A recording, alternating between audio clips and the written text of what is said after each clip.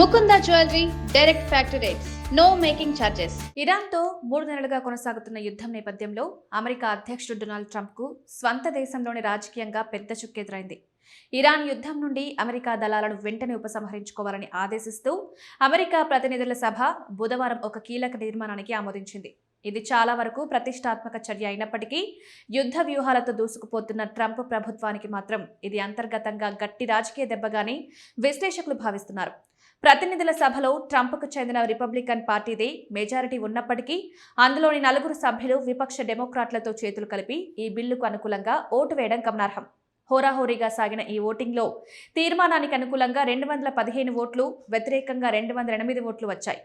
ఈ పరిణామంపై house foreign affairs committee డెమోక్రాట్లు ఎక్స్ ద్వారా ఘాటుగా స్పందిస్తూ ఇరాన్పై ట్రంప్ చేస్తున్న అత్యంత ప్రజాదరణ లేని చట్టవిరుద్ధమైన ఇష్టానుసార యుద్ధాన్ని ముగించాల్సిన సమయం ఆసన్నమైందనే స్పష్టమైన సందేశాన్ని అమెరికా ప్రజల తరపున అందించామని పేర్కొన్నారు. 3 నెలల క్రితం యుద్ధం ప్రారంభమైనప్పటి నుండి టెహ్రాన్పై సైనిక చర్యలు నిలిపివేయాలని ట్రంప్పై ఒత్తిడి తెస్తూ రిపబ్లికన్ల ఆధీనంలోని ప్రతినిధుల సభ ఇలాంటి ఒక చర్యను ఆమోదించడం ఇదే మొదటిసారి.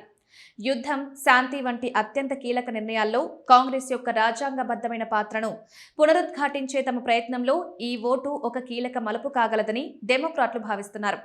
కాంగ్రెస్ ముందస్తు అనుమతి లేకుండా ఫిబ్రవరి చివరిలో ఇజ్రాయెల్తో కలిసి ఇరాన్పై దాడులు చేయడం ద్వారా ట్రంప్ రాజ్యాంగాన్ని ఉల్లంఘించారని డెమోక్రాట్లు ఆరోపిస్తున్నారు.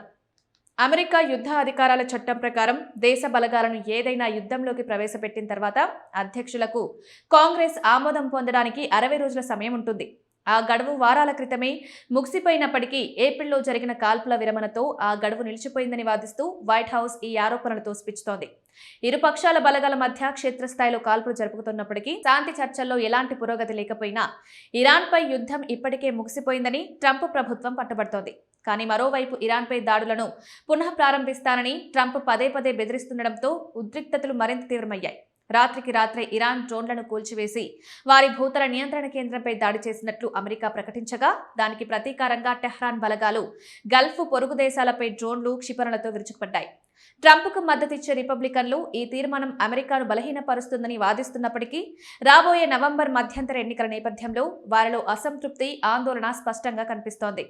యుద్ధం వల్ల ఓటర్లలో వస్తున్న వ్యతిరేకత తమ గెలుపు అవకాశాలను దెబ్బతీస్తుందనే భయంతో కొందరు రిపబ్లికన్లు పార్టీ నిర్ణయానికి వ్యతిరేకంగా ఓటేశారు.